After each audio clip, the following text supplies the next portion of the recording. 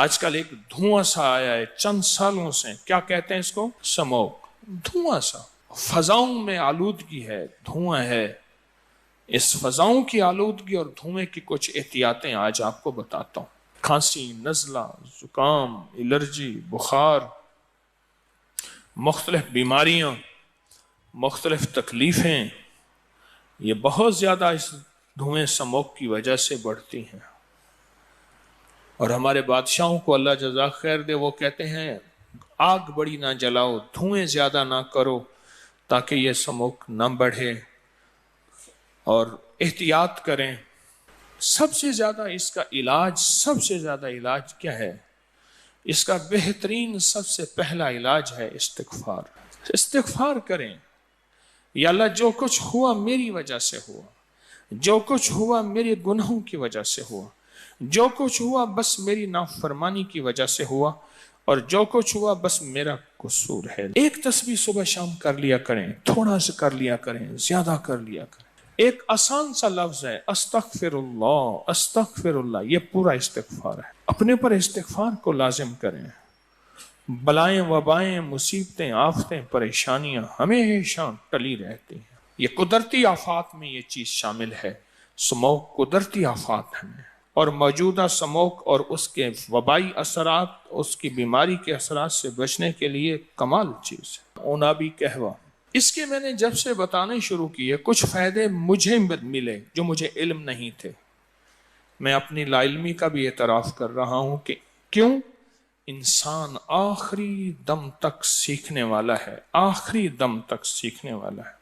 جو خوبصورت ہونا چاہتے ہیں، حسین ہونا چاہتے ہیں، جن کی جلد بہت زیادہ، ان کے لیے بہت نفع مند چیز ہے۔ حسن و جمال کے لیے، خوبصورتی کے لیے بہت نفع مند چیز ہے۔ جن کے بال گرتے ہیں ان کے اور گنجے ہو گئے ہیں، دو شاخیں ہو گئے ہیں، ان کو بہت فائدہ ہوا۔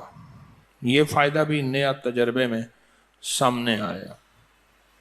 اور ایک فائدہ وہ سامنے آیا جن کو اتنی جلدی بیماریاں ہیں کہ ان کے ناخن تک جھڑ چکے ہیں، ان کے ناخن گر چکے ہیں۔ اس کا میں نے بہت فائدہ سنا بھی، لوگوں سے پایا بھی۔ دائمی قبض کے لیے اس کا فائدہ پایا، بواسیر کے لیے اس کا فائدہ پایا۔ ایسی ایسی چیزیں لوگ بتاتے ہیں، ایک بار نہیں کئی لوگوں نے اس قہوے کو استعمال کیا۔ آپ تھرمس بنا کے رکھ دیں، تھرمس بنا کے رکھ دیں، اور اس کو جو ہے آپ پیتے رہیں، دن میں مہمانوں کو دیتے رہیں، گھر والے پیتے رہیں، اپنی نسلوں کو اس کا عادی بنائیں۔ اس کا جو فائدہ مزید مجھے ملا اور اس سے بہت زیادہ مجھے استفادہ ہوا، وہ یہ ہوا کہ جن کے ہاں خواتین میں دودھ کی کمی ہوتی ہے اور بچہ روتا بلکتا ہے، سسکتا ہے، ان کے لیے بہت فائدہ مند ہے۔ جن میں خون کی کمی ہے، حاملہ میں یا جسم میں یا کسی فرد میں خون کی کمی ہے، بوتلوں کی بوتلیں خون بنا دیتے ہیں۔ عجیب بات ہے، میں تو حیران ہوں۔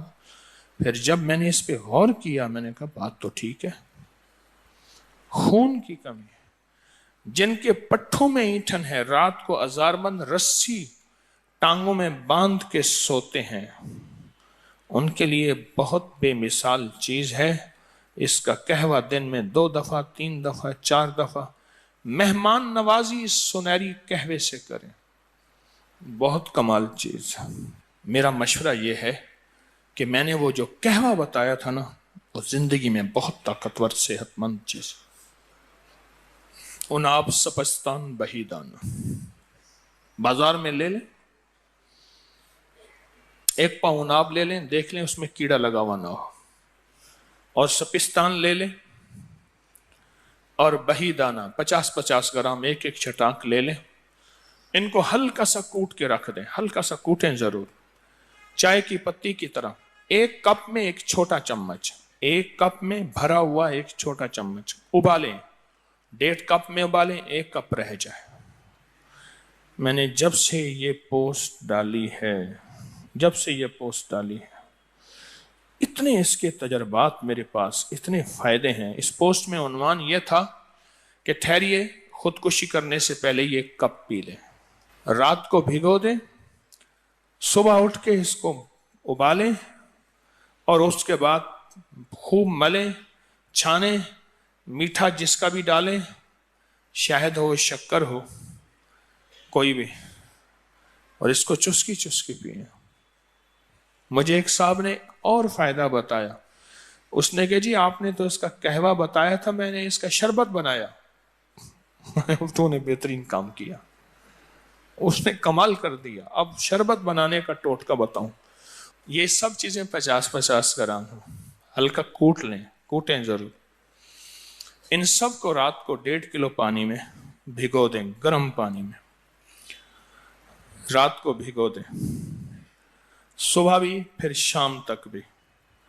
اگر سردی ہے تو شام کو بھی اٹھا کے اس کو ملیں، اگر گرمی ہے تو شام کو مل لیں کیونکہ اس میں خمیر پیدا نہ ہو جائے، اور سردی ہے تو دوسری صبح اس کو مل کے اچھی طرح ملیں، پھر اس کو ابالیں۔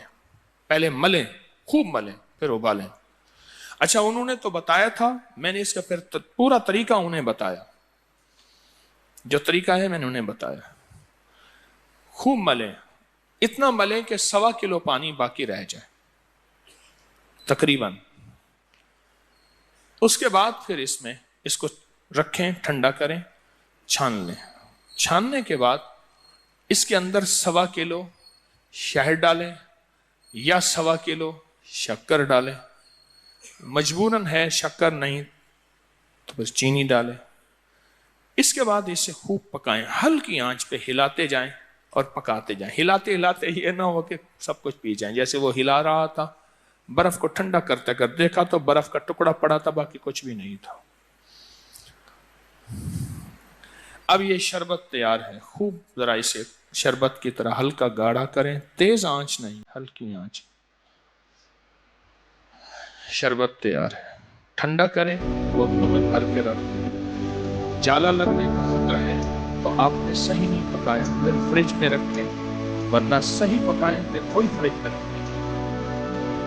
آپ اس کا فریش ایسا اور اس کو